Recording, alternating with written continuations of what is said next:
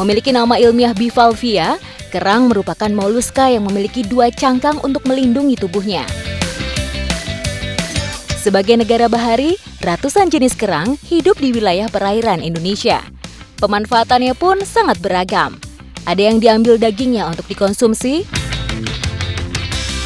memanfaatkan hasil mutiaranya, bahkan melindunginya karena keberadaannya di alam yang sudah mulai terancam punah.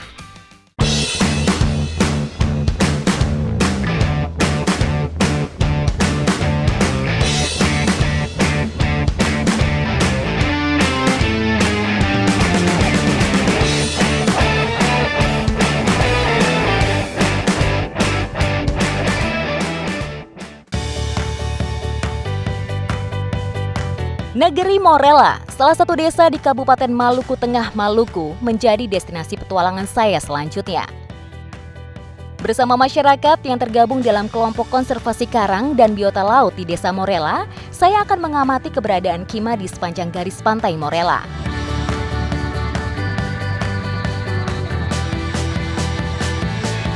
Kenapa, Bang? Kima lu, Bang? Oh, begini bentuk. Iya. Tadi dapat di bawah. Dapat di bawah. Batu-batuan nempel. Iya, nempel. Oke. Ada satu kegiatan untuk masyarakat di sini yang memang sangat unik untuk menyelamatkan kima-kima ini dari tempat yang terancam. Sebenarnya ada beberapa faktor di sini yang menyebabkan kima-kima ini harus kita pindahkan. Salah satunya perairan di sini yang mulai rusak dan juga eksploitasi terhadap kima ini terlalu berlebihan. Jadinya kita harus pindahin supaya ini lebih aman dan juga tidak terancam. Kima termasuk biota laut yang dilindungi karena keberadaannya yang semakin langka. Padahal kima memiliki peranan penting bagi ekosistem terumbu karang. Kita udah dapat lagi nih satu. Nih, kalau dilihat dari bentuk fisiknya ini tuh sama.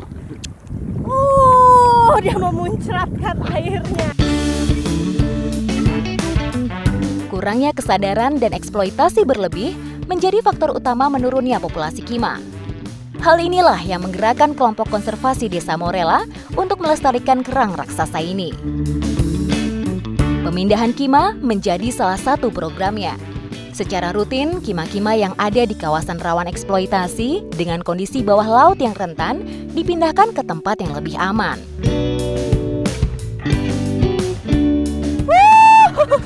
Ini kita dapat lagi. Cuma ini kayaknya beda jenis sama yang tadi ya, Bang ya. Kalau ini namanya Kima sisik. Oh, ini kima sisik. Kalau dari fisiknya ini lubangnya jauh lebih besar dan juga ukurannya lebih berat ya, Bang ya. Dia bergerak. Ayo Bang, kita taruh habis ini kita mau langsung ke konservasi. Aduh. Kawasan konservasi sepanjang 100 meter ini yang akan menjadi habitat aman untuk kima. Tempat ini juga disebut kebun kima. Nanti kita taruh kima-kimanya di sini, dan yang lebih uniknya di sini ternyata kimanya tuh terbagi dalam beberapa jenis. Jadi kalau yang tidak terlalu dalam, yang dangkal ada kima sisik dan juga kima lubang. Iya. Kalau yang sudah dalam itu ada kima raksasa. Nah, di sini saya mau lihat seperti apa sih kima raksasa. Ini seru.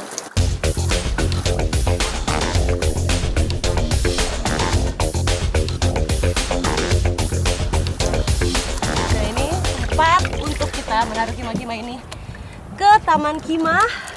Itu berdekatan ya. Kalau yang dua ini nih, dua jenis yang sisik dan juga lubang, itu di kedalaman berapa meter ini Bang kira-kira? Jadi sekitar nggak 2 aja sih. Kalau udah ada pasangan sekitar 3 sampai 4. Kima memiliki peran penting sebagai penyaring kotoran di dalam laut yang nantinya dikeluarkan sebagai makanan untuk ikan. Dengan menjaga populasi kima, akan memberi dampak positif bagi kelestarian ekosistem bawah laut. Dari 7 jenis kima langka yang ada di dunia, 3 diantaranya ditemukan di perairan ini, yakni kima sisik, kima lubang, dan kima raksasa yang ukurannya sangat besar. Kima raksasa. Kima raksasa, dan di sini di konservasi sudah ada 4 jenis kima, yang 3 jenisnya itu adalah salah satu kima yang paling langka di dunia. Wow, ini lihat besarnya ini mencapai berapa ini? 76 cm. Ah, 76? Ya. 76 cm, dan di sini sudah banyak, sekitar berapa Bang? dari seluruh kima yang sudah dikonservasi? 200. 200? Sudah ada. Ya. Wow, sudah ada 200 kima yang dikonservasi dan itu cukup banyak Iya, ya. cukup banyak.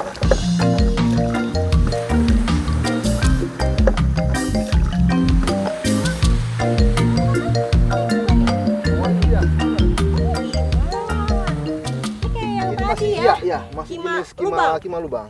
Oh, dia ukurannya Cuma memang masih lebih ukurannya kecil. masih kecil. Tapi memang nggak apa-apa nih Bang, ada di, kan ini lagi surut. Iya. Terus dia nggak kena air kan? Iya. Dia nggak mati tapi. Nggak mati. Dia biasanya menyimpan air, di dalamnya menyimpan air.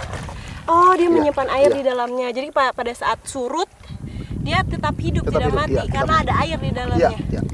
Kima juga waktu saat dia menyemburkan itu bukan air bersih saja yang dia semburkan, tetapi ada makanan-makanan ikan di dalam air itu. Makanan ikan. Iya. Oh, jadi itu juga yang membuat ikan yang kecil-kecil tuh di Iya. karang-karang datang semua Iya, di betul sekali. laut ya. Menarik sekali ya, banyak banget manfaatnya ya Bang. Ya, Iya. selain untuk filter, bikin bersih laut, dia juga ngasih makanan Iya, sama ikan-ikan makanan kecil. ikan-ikan kecil.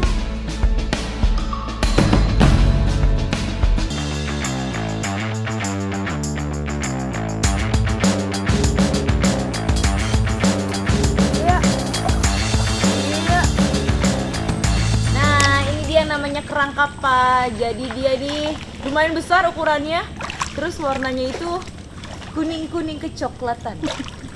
Masukin ke bengkalang.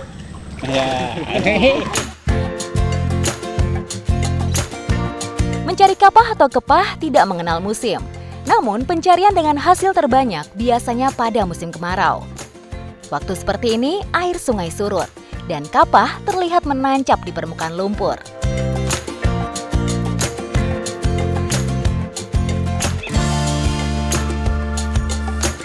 Untungnya menurut saya kerangnya hari ini mudah diajak kerjasama. Jadi meskipun carinya susah, nyamuk harus nembus ranting, pohon bakau, dan cukup lembab cuacanya, tapi kerangnya cukup kooperatif, mudah didapatkan.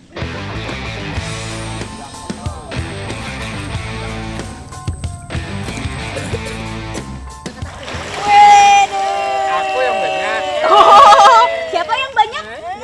Itu bapaknya yang banyak. Emang dari tadi nih bapak dapat paling banyak nih.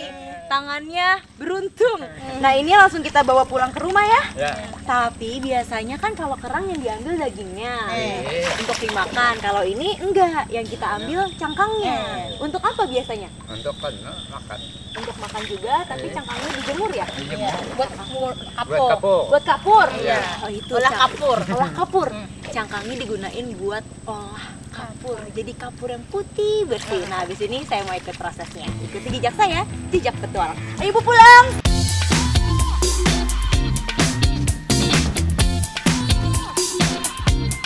Cangkang kapah harus melewati proses penjemuran untuk menghilangkan kandungan air yang masih tersisa. Penjemuran biasanya memakan waktu selama 1 hari jika sinar matahari cukup terik. Satu tempat ini kurang lebih beratnya 5 kilo. Nah, untuk ngisi satu tumpukan kita butuh kurang lebih 20 tempat. Berarti 100 kilo. Kalau 9 tumpuk berarti 900 kilo. Hampir 1 ton. Berat banget ya, dan banyak pasti hasilnya. Tahap awal proses pembuatan kapur adalah dengan membakar kapah. Pembakaran suhu tinggi akan melunakkan cangkang kapah.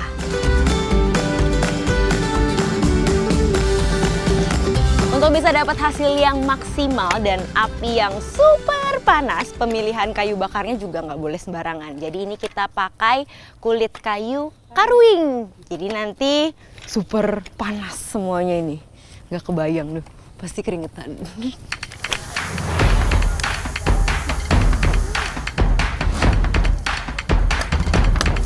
Nah, ini sudah jadi. Bentuknya ini langsung mengingatkan saya sama pelajaran kerajinan waktu SD. Susun-susun stik es krim jadi pas bunga tuh. Mirip bentuknya. Dibutuhkan 5 jam pembakaran agar kerang melunak. Saat pembakaran, kalsium karbonat yang terkandung dalam kapah ikut memanas, hingga menyebabkan tumpukan pembakaran ini super panas.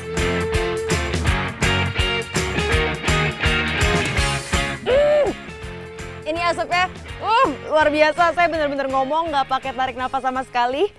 Tapi justru ini masih awal. Kalau nanti proses pembakarannya udah mau selesai, justru yang keluar bukan asap, tapi api. Udah ya, napas saya habis.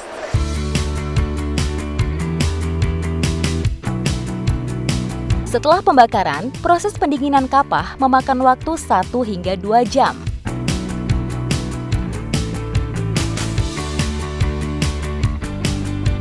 Lihat hasilnya lumayan banyak dari pembakaran sebelumnya.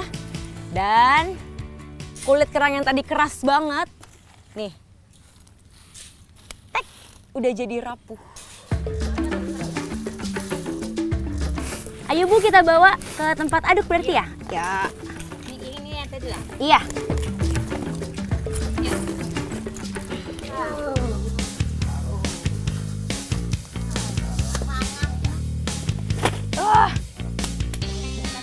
Beratnya, ini dia hasilnya yang tadi pembakaran berjam-jam. Habis ini prosesnya masih ada lagi ya Pak? Iya. Kita ngapain habis ini? Oh itu, masak air.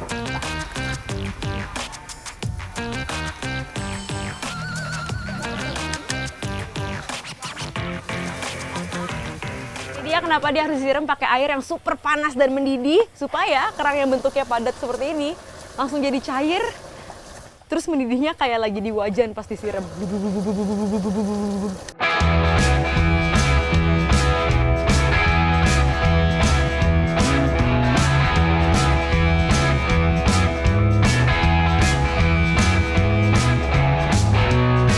Pengadukan dilakukan langsung di dalam kotak kemasan. Satu kemasan dengan berat kurang lebih 2 kg dijual dengan harga Rp70.000. Saya pikir kapur yang udah jadi tuh bentuknya bakal kayak serbuk-serbuk. Mirip kayak kapur tulis kalau dipatahin. Tapi ternyata enggak nih. Jadinya kayak adonan. Adonan kue. Kapur ini banyak dimanfaatkan sebagai bahan baku kosmetika, bahan perenyah makanan, atau masyarakat setempat menggunakannya untuk menyirih.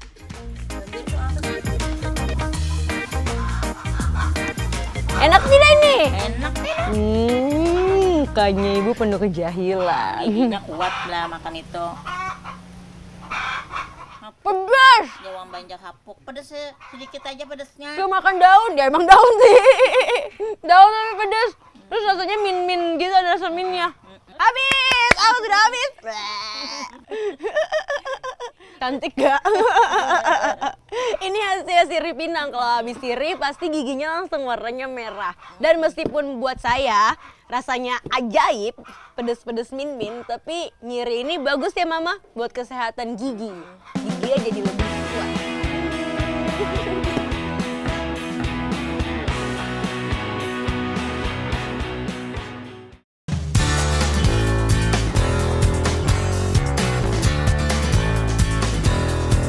Laut adalah hal yang tak bisa dilepaskan dari kehidupan warga Pulau Buton. Bagi sebagian orang, laut diibaratkan sebagai urat nadi perekonomian. Dan salah satu berkah laut yang menopang warga Pulau Buton adalah kerang mutiara. Komoditas ini dibudidayakan di pesisir kota Bau-Bau. Halo, nah di desa Palabusa ini, jadi kalau misalnya teman-teman lihat, banyak sekali keramba-keramba apung seperti ini. Tapi kalau misalnya penasaran, ini sebenarnya keramba apa sih? Ini adalah keramba kerang mabe. Lihat kan banyak sekali tali-tali, ya kerang mabenya tergantung di sini. Jadi kalau misalnya tadi nih saya snorkeling lihat di bawah ada berbagai jenis dan ukuran. Dan dia ada yang sudah terbuka. Nah terbuka itu artinya dia sedang makan. Buton merupakan cikal bakal dimulainya bisnis mutiara di Indonesia. Pada tahun 1918, Dr. Sukeo Fujita, seorang ilmuwan berkebangsaan Jepang, mulai melakukan percobaan kerang mutiara di pulau ini. Dalam rentang waktu 10 tahun, Fujita berhasil melakukan panen mutiara sebanyak 8.000 hingga 10.000 setiap tahunnya. Ini menandakan bahwa perairan Buton adalah wilayah yang sehat untuk pertumbuhan kerang mutiara. Nah, jadi kerang mabe yang siap untuk disuntikan itu biasanya prosesnya seperti ini. Dia diangin-anginkan dengan maksud dan tujuan supaya cangkangnya terbuka. Nah, itu yang mempermudah untuk melakukan proses penyuntikan. Nah, yang disuntikan itu disebut nukleus. Tapi sebenarnya mah ini kancing baju. Kancing yang sudah dimodifikasi sedemikian rupa membentuk setengah lingkaran. Ada yang besar, ada yang kecil, tergantung jenis kerangnya sendiri. Nah jadi ini, cara penyuntikannya begitu. Kerangnya dikasih buka, lalu disibak. Nih ibaratnya kalau saya lihat kayak di dalam, itu yang disibakkan bibirnya ya, yang diangkat. Jadi ibaratnya gini nih, disibak, ditempel, terus ditutupin lagi. Kerang mabe atau Theria penguin juga dikenal sebagai kerang mutiara bersayap. Hal ini karena bentuk mutiara yang dihasilkan oleh kerang jenis ini berbeda dengan kerang mutiara pada umumnya yang berbentuk bulat. Dalam budidaya kerang mutiara mabe, pemilihan nukleus yang baik akan menentukan kualitas mutiara yang dihasilkan, terutama dari segi warna, bentuk, dan kilau mutiara. Untuk menjadi sebuah mutiara mabe, nantinya kerang akan memproduksi nacre dan melapisinya pada inti nukleus. Nacre merupakan zat yang melapisi bagian dalam cangkang kerang yang berwarna berkilauan. Proses ini dikenal dengan nama biomineralisasi, yaitu sama halnya proses pembentukan tulang pada manusia dan hewan bertulang belakang lainnya. Sebenarnya ya, ini kalau misalnya kita lihat alat-alatnya, jadi yang disebut budidaya tradisional itu memang alatnya masih seadanya, tapi fungsinya tetap sama. Jadi ini adalah rak piring. Betul ya Pak? Nah jadi kan kita butuh tempat jadi supaya cangkang si kerang mabe ini berdiri. Nih pakai rak piring. Ini ibu nggak marah Pak, kerang rak piringnya dibawa ke sini Pak, satu? Tidak. Sama alat jepitnya juga alat jepit sederhana, pinset, ya kan, yang seadanya semuanya, yang unik untuk merekatkannya.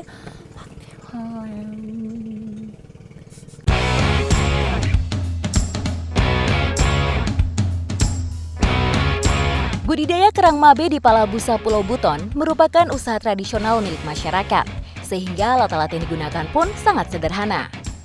Namun tentu saja ini tidak mengurangi kualitas dari mutiara kerang mabe.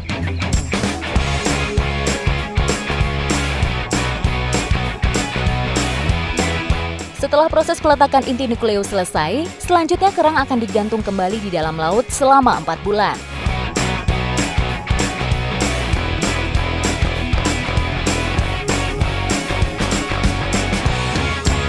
Nah jadi yang tadi kita udah suntik itu, udah disuntik dengan pancingannya. Nah mabenya ini akan didiamkan selama 4 bulan ya? Iya. Iya. Jadi dia akan didiamkan, digantung begini sampai lebih kurang 4 bulan. Dan digantungnya juga nggak sembarangan, jadi dia akan digantung di kira-kira kedalaman sekitar 2-3 meter. Kenapa? Karena di kedalaman 2-3 meter itu banyak sekali pakan alaminya dia, karena dia memakan fitoplankton, plankton kecil.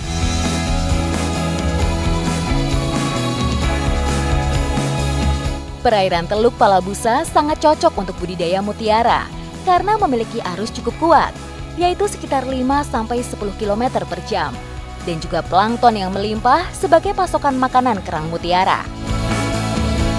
Berbeda dengan mutiara lazimnya yang berbentuk bulat, mutiara kerang mabe berbentuk setengah bulat atau dikenal juga dengan nama mutiara blister. Tapi keindahan warna dan kilaunya tidak kalah dengan kerang mutiara bundar yang selama ini jadi primadona perhiasan. Nah, kan nggak mungkin nih kalau misalnya kita nunggu yang tadi sampai 4 bulan kemudian. Nah, di sini karena memang sudah budidaya ini sudah dari dulu, dari berapa tahun Pak? 10 tahun lalu? Apa itu? Ini, budidaya kerang mabe ini? 5 tahunan ada. Oke, baik, 5 tahun yang lalu. Nah, jadi ini kalau misalnya setelah mutiaranya diambil, cakep ya bentuknya ya. Nah, dagingnya ini juga dimanfaatkan buat masyarakat di Palabusa ini dibikin sambal kerang mabe. Jadi sebenarnya ya ini ada 2 sudut pandang, tapi kalau menurut saya untuk menjaga supaya perputaran ekonomi di satu daerah itu tetap berjalan dengan lancar, tidak apa-apa sebenarnya diadakan budidaya. Karena itu tadi kalau misalnya kita mengharapkan kerang mutiara yang alami, mutiara mabe yang alami, itu prosesnya bisa 1 tahun dan tidak setiap kerang itu ada hasilnya. Nah, jadi seperti ini dengan harga jual yang sebenarnya masih jauh di bawah dengan harga mutiara yang bulat, yang biasa mutiara air asin. Nah, ini termasuk satu kegiatan budidaya tradisional yang cukup bagus dari dulu sampai sekarang.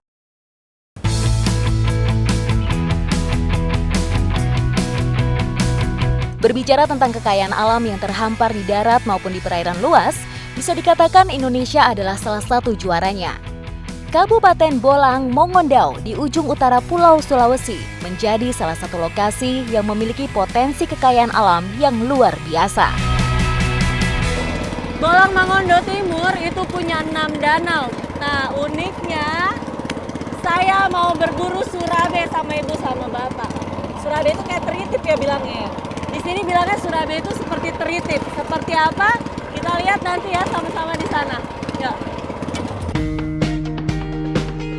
Sebagai salah satu negara kepulauan, masyarakat Indonesia memang sangat bergantung kepada berkah laut. Nyatanya, laut adalah salah satu potensi kekayaan alam terbesar di Indonesia yang di dalamnya terkandung banyak manfaat. Sebanyak 3,5% air laut mengandung garam. Selain itu, terdapat juga kandungan kalsium, magnesium, dan sodium. Rangkaian mineral yang dikandung air laut ini menjadi komposisi yang bermanfaat bagi makhluk hidup, termasuk manusia. Belum lagi potensi hayati yang ada di dalam lautan, turut menambah daftar manfaat yang dihasilkan oleh laut. Kandas dan pas sampai lokasi. Ih, ini dia semua.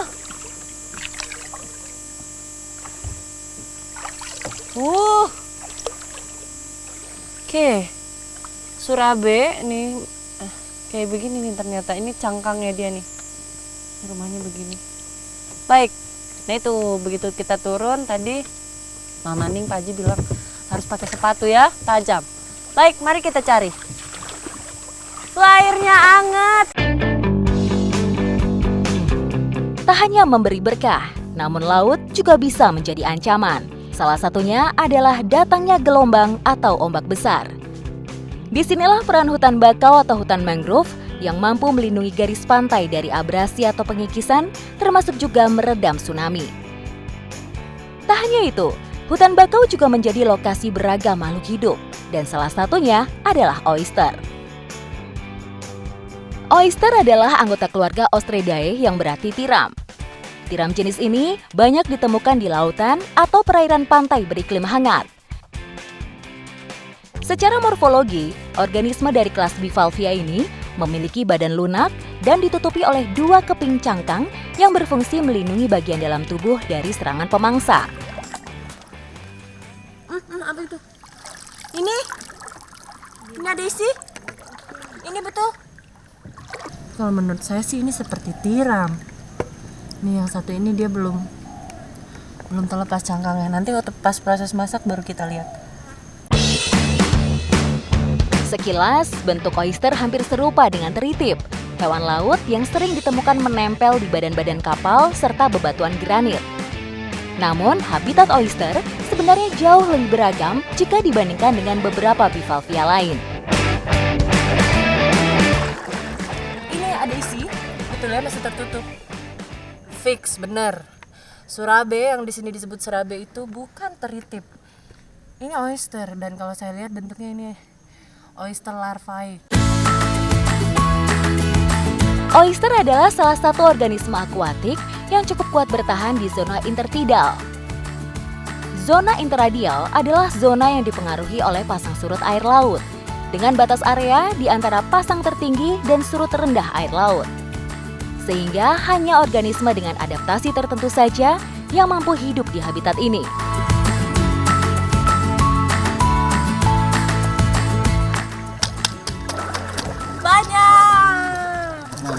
Dapat lagi. Ini adalah perburuan yang paling menyenangkan menurut saya. Kenapa? Nyarinya gampang, udah gitu airnya bersih sekali. Yuk, sudah dingin. Mari, sudah cukup ini surabenya? Mari kita masak. Kita makan ya. Mantap.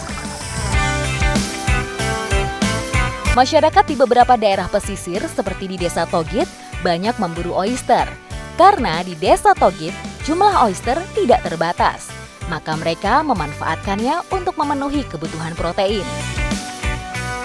Membuka cangkang oyster memang cukup sulit, mengingat ini adalah salah satu bentuk perlindungan jenis bivalvia terhadap predatornya. Cangkang dengan material kapur harus dipukul keras sampai memiliki ruang untuk diambil dagingnya.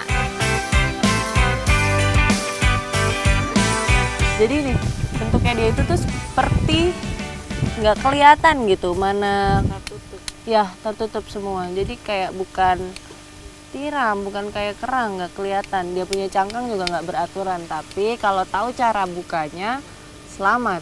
Tangan tidak luka, isi bisa keluar.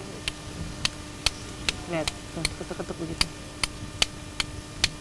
Saya nggak bisa kalau yang belum diketuk. Tapi kalau yang sudah diketuk, tinggal cungkil, saya bisa.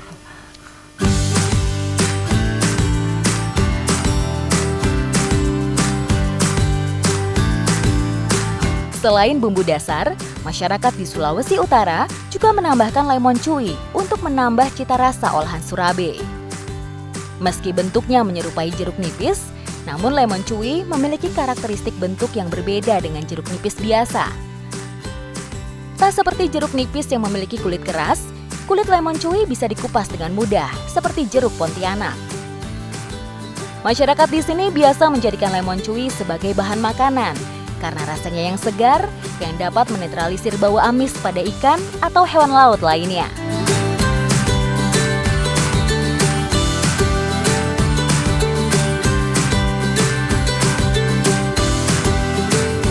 Selain memiliki rasa yang enak dan lezat, bagi para pecinta makanan laut, oyster juga memiliki berbagai manfaat. Oyster memiliki banyak nutrisi penting bagi kesehatan, karena mengandung beragam mineral penting seperti zinc, zat besi, kalsium, namun juga rendah lemak dan kalori. Selain itu, oyster juga dapat meningkatkan kesuburan pada wanita, meningkatkan kekebalan tubuh, dan baik bagi kesehatan jantung.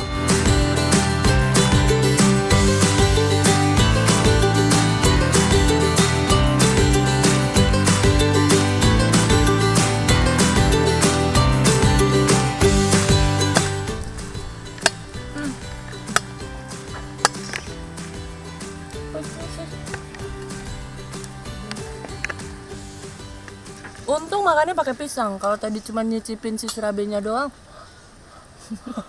nggak kuat. Nah ini pisangnya netralisir rasa pedesnya. Rasanya sendiri kalau misalnya susah ngebayangin surabe itu tritip itu rasanya seperti apa? Seperti kerang hijau ditumis, persis sama seperti itu. Bumbu-bumbunya dominan. Overall rasanya mantep kalau buat yang suka pedas. Nah, tapi jangan khawatir karena di sini lihat tidak terkontaminasi. Tapi kalau misalnya daerah lain, hati-hati. Mesti lihat-lihat kalau misalnya ada pabrik, khawatir tercemar limbah. Tapi kalau yang ini makan dengan tenang. Mantap. Kayaknya kalau pakai nasi juga enak.